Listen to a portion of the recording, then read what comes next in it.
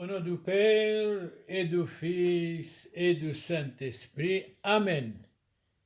Ici Monseigneur Charles Clément Boniface. Prie pour vous tous, qui que vous soyez, croyants ou non. Si vous avez des malades, nous prions pour leur guérison. Si vous avez des défunts, nous prions qu'ils soient dans le paradis céleste. Si vous êtes fâché contre quelqu'un, réconciliez-vous. Ça vaut la peine de faire la paix, de ne pas rester fâché contre quelqu'un. Vous, jeunes garçons et jeunes filles, écoutez bien vos parents. C'est le 4e commandement de Dieu.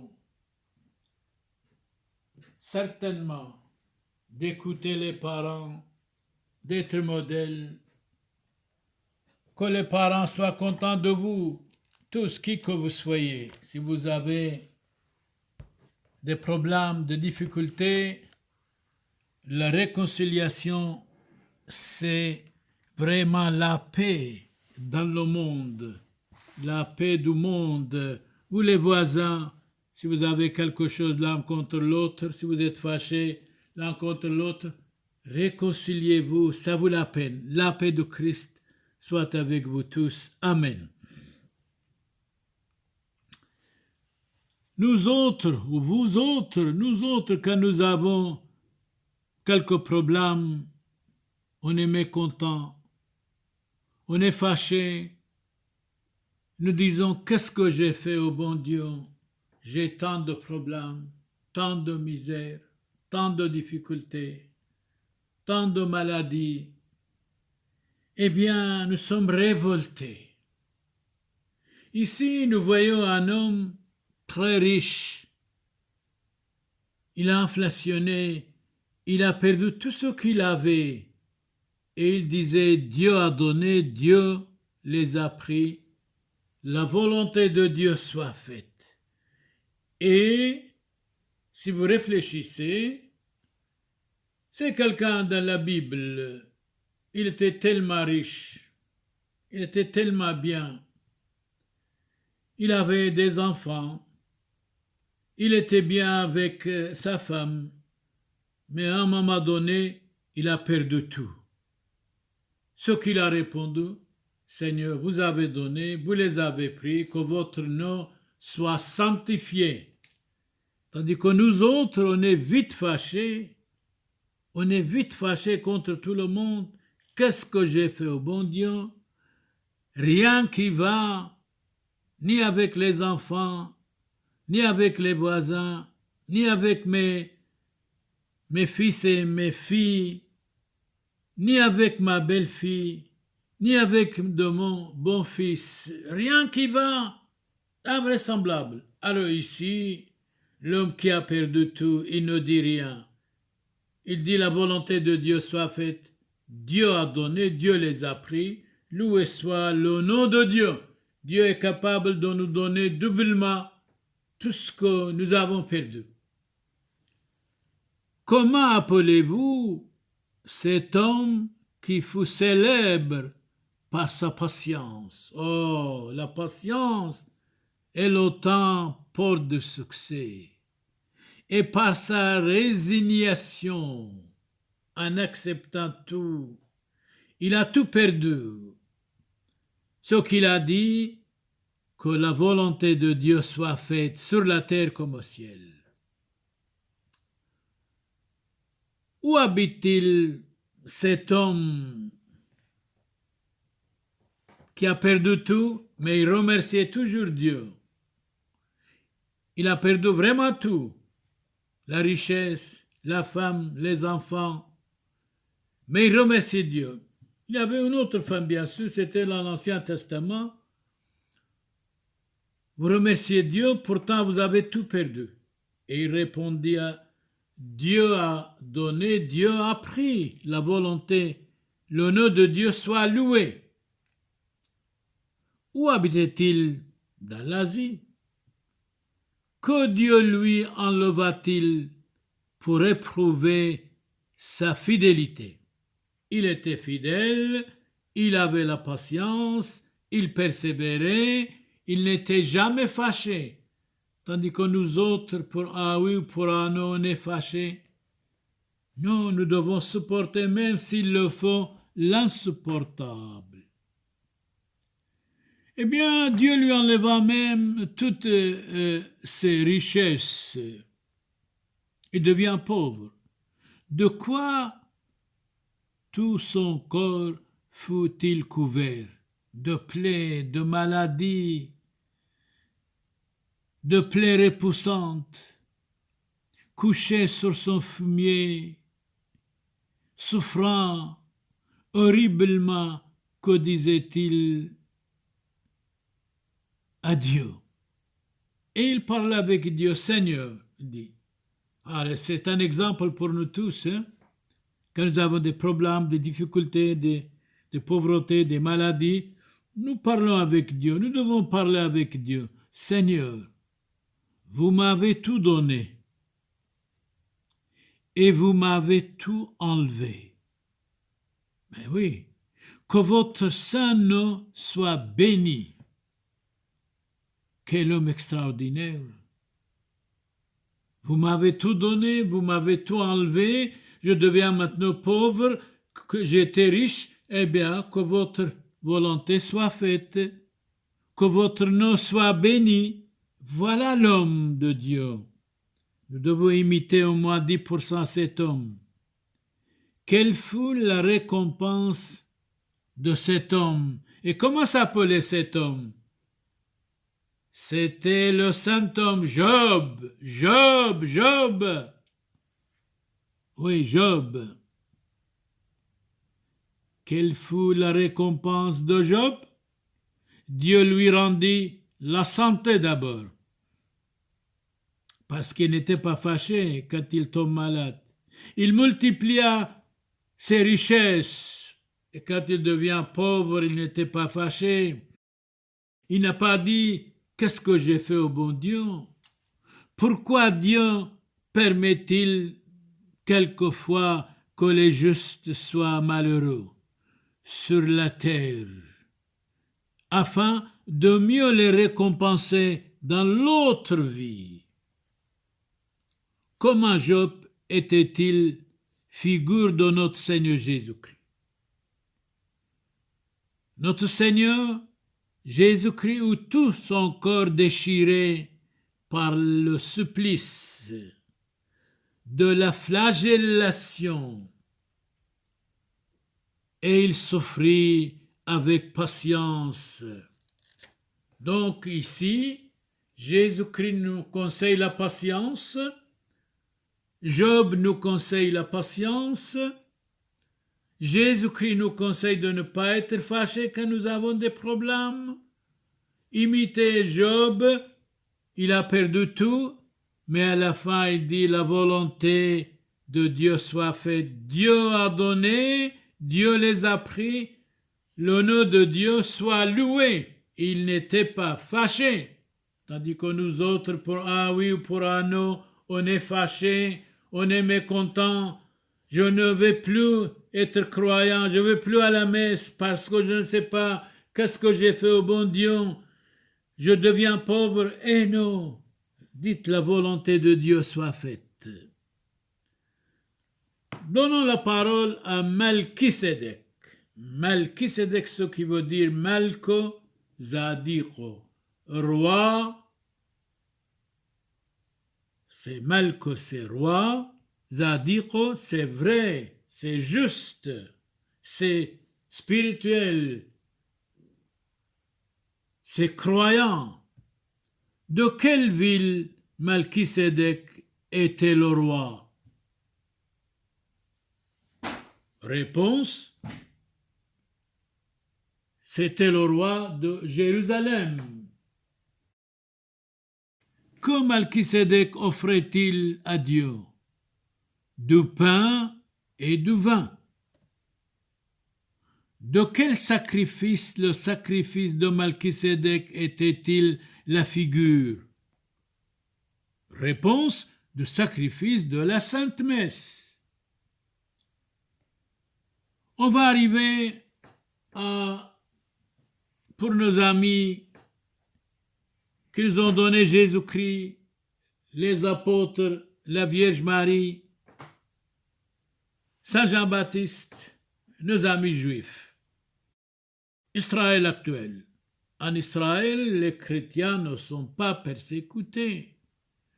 Mais dans tous les autres pays islamiques, les chrétiens presque sont persécutés. On voit tous les jours le peuple juif qui soit béni et protégé par Dieu Tout-Puissant, par Dieu d'Israël. Quel peuple Dieu se choisit-il pour conserver la vraie religion? Point d'interrogation, réponse, le peuple juif.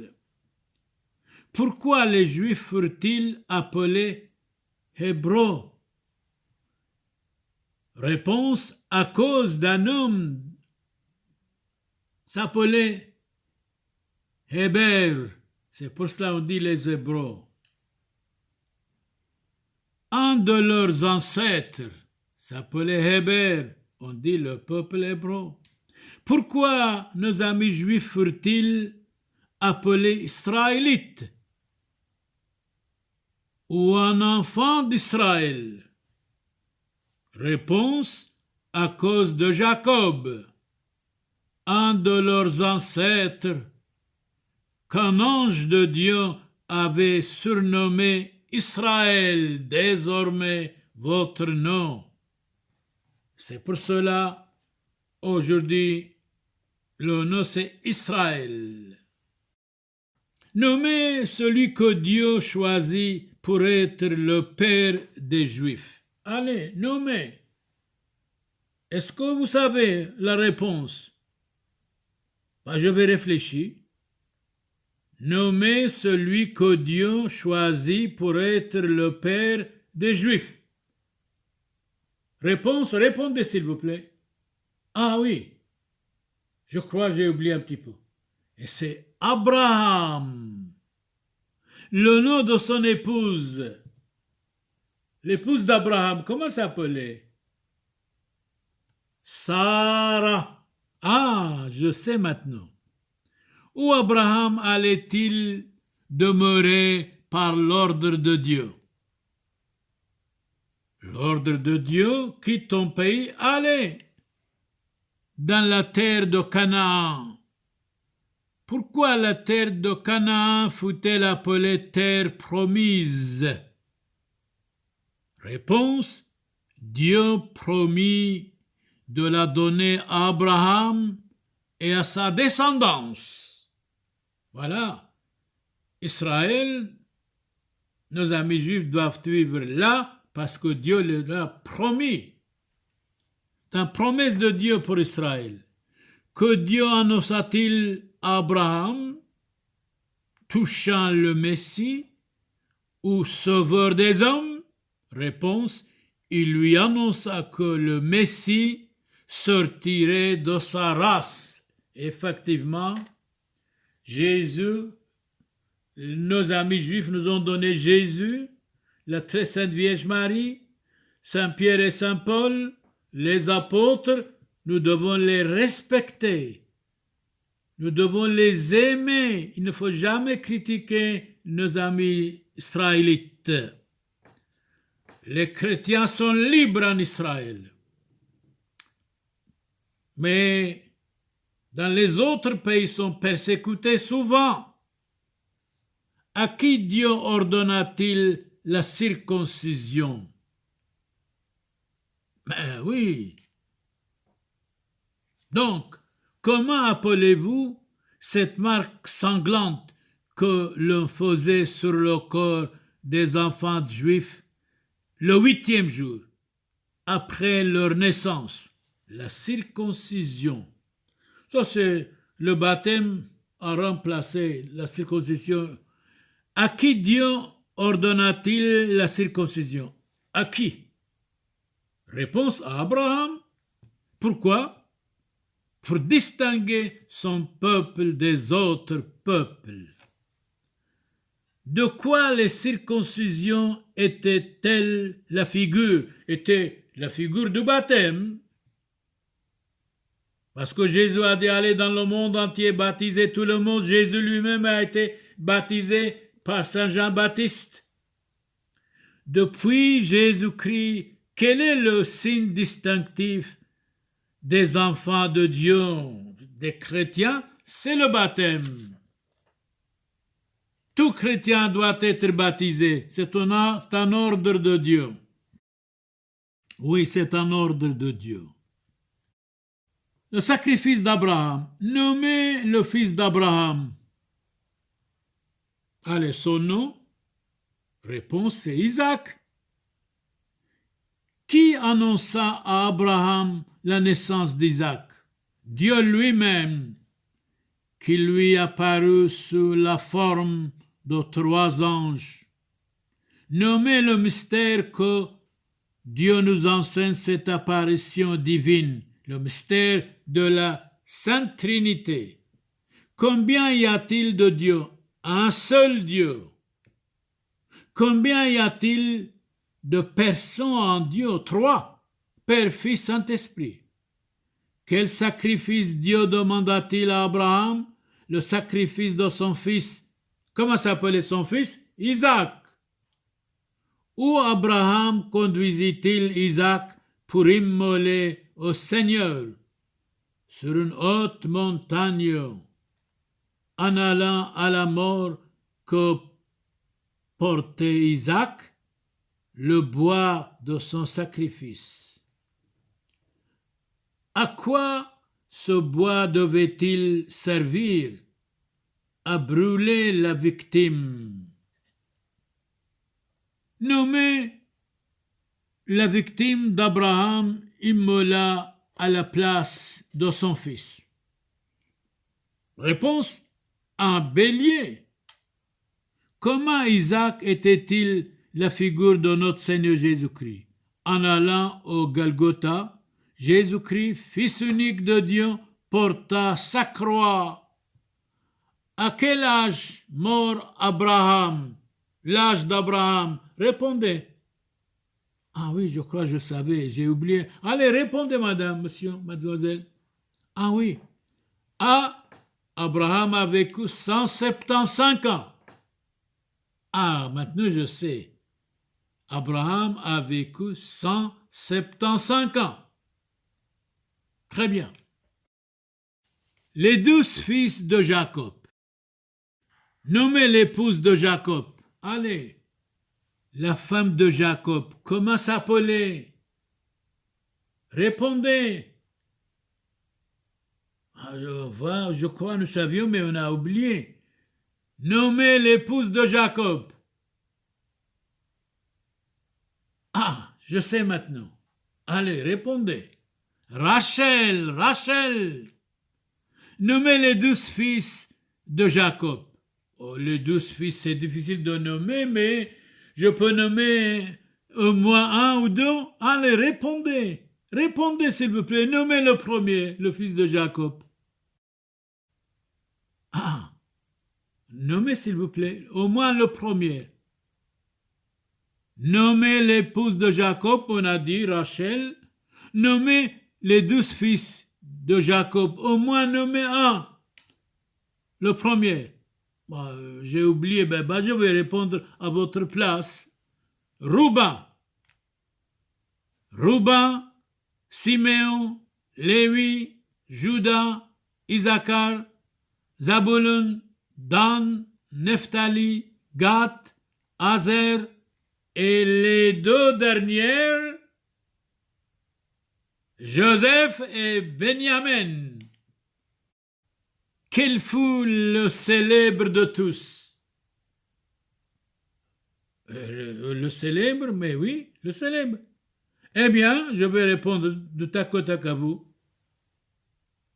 J'ai oublié, mais répondez. Quel fut le plus célèbre au milieu des fils de Jacob? Ah, je sais maintenant. Merci, madame, vous avez répondu. Joseph.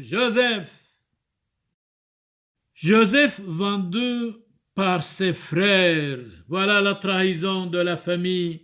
Voilà la trahison des frères par jalousie. Pourquoi les fils de Jacob devinrent-ils jaloux de Joseph? Méfions-nous de jalousie. Si votre voisin est riche, ne soyez pas jaloux. Si votre frère est riche, ne soyez pas jaloux. Priez pour vos ennemis, Jésus a dit. Priez pour ceux qui vous persécutent. On est jaloux des voisins, on est jaloux des amis, on est jaloux de l'autre, de nos compagnons. Ce n'est pas sérieux. La jalousie vient de Satan, la jalousie vient du démon. Je me méfie des hommes et des femmes jaloux et jalouses. Pourquoi les fils de Jacob devinrent-ils jaloux contre Joseph? Joseph était l'enfant préféré de Jacob. Oh, c'est à cause de ça? Mais oui. Par qui Joseph fut-il vendu? C'est dommage. Encore par jalousie, par ses frères. Pour combien? Pour 20 pièces d'argent. C'est honteux de vendre son frère pour 20 pièces d'argent. À qui fut-il vendu? À qui? À des marchands qui se rendaient en Égypte. Que les fils de Jacob firent-ils de la robe de Joseph? Ils la trempèrent dans le sang d'un chevreau et l'envoyèrent à leur père. Ils sont menteurs, ils ont menti. Dans sa douleur, que dit Jacob, le père de Joseph, en voyant la robe de son enfant bien-aimé? Une bête cruelle a dévoré Joseph. Ce n'est pas vrai. Joseph était vendu aux Égyptiens. Joseph était persécuté par ses frères. C'est honteux. Les frères doivent respecter l'un l'autre, aimer les uns les autres. Comment Joseph était-il la figure de notre Seigneur Jésus-Christ? Notre Seigneur Jésus-Christ fut vendu par un de ses apôtres pour 30 pièces d'argent. Alors maintenant, il y a une calomnie contre Joseph. Beaucoup de femmes sont extraordinaires. Beaucoup de femmes doivent imiter la très sainte Vierge Marie, mais de temps en temps, des femmes mentent. Ils calomnient, ils désirent démolir l'autre. Joseph calomnié est mis en prison à cause d'une femme, parce que la femme voulait coucher avec Joseph. Joseph a refusé, et à cause de ça, a mis à son mari comme quoi Joseph voulait coucher avec moi. C'était du mensonge. Et le mari de cette femme a mis Joseph en prison. Femme, ne mentez pas. Femme, ne trahissez pas. Femme, soyez noble. Femme, imitez la très sainte Vierge Marie. Joseph calomnié est mis en prison. Pourquoi? En Égypte, à qui Joseph fut-il vendu? À Potiphar, général des armées de Pharaon. De quoi la femme de Potiphar accusa-t-elle faussement, mensongèrement, diaboliquement le chaste Joseph? La femme de Potiphar a menti et d'avoir voulu la porter au mal. Il a voulu coucher avec moi, menteuse, menteuse. Où Potiphar fit-il jeter Joseph? En prison à cause d'une femme qui a menti par jalousie. Alors femmes, beaucoup d'entre vous, vous êtes nobles. Mais de temps en temps, au milieu de vous, il y a des femmes qui sont médiocres, menteuses. Voilà. Elle a menti contre Joseph et en disant à son mari, Il voulait coucher avec moi. C'est elle, elle voulait que Joseph couche avec elle. Joseph a refusé. Comme il a refusé, elle a dit à son mari, voilà Joseph, le serviteur que vous avez amené, il voulait dormir avec moi, coucher avec moi. Chassez-le, mettez-le en prison. Et il l'a mis en prison à cause du mensonge d'une femme. Femme, soyez noble. Beaucoup de femmes sont nobles. Nous prions pour toutes les femmes du monde, qui soient nobles, qui soient vraies, parce que finalement, la femme nous a donné Jésus-Christ. Loué soit son nom. Frères et sœurs dans l'humanité, frères et sœurs dans le Christ, si vous avez des malades, nous prions pour leur guérison. Si vous avez des enfants, qu'ils vous écoutent. Et si vous avez des fautes, repentez-vous. C'est très important. Changez la vie pour le bien. Et si vous êtes fâché contre quelqu'un, faites la réconciliation. Une journée de paix, ça vous vaut la haine du monde entier. La paix de Christ soit avec vous tous, qui que vous soyez. Ici, Monseigneur Charles-Clément Boniface prie pour vous tous, croyez ou non. Je demande pour vous tous la paix, la gentillesse, la compréhension, beaucoup de force et d'énergie, beaucoup de bénédictions de Dieu sur vous tous, qui que vous soyez, pécheurs et justes. Dieu soit avec vous. Beaucoup de chance, de succès, de réussite pour vous tous. Si vous avez des malades, nous prions pour leur guérison. Si vous avez des défunts qui soient dans le paradis céleste, si vous êtes fâché contre quelqu'un, faites la paix, la réconciliation entre vous et les voisins. Mais en cas de besoin, chacun chez soi. Soit avec vous tous. Amen. Dominus vobiscum.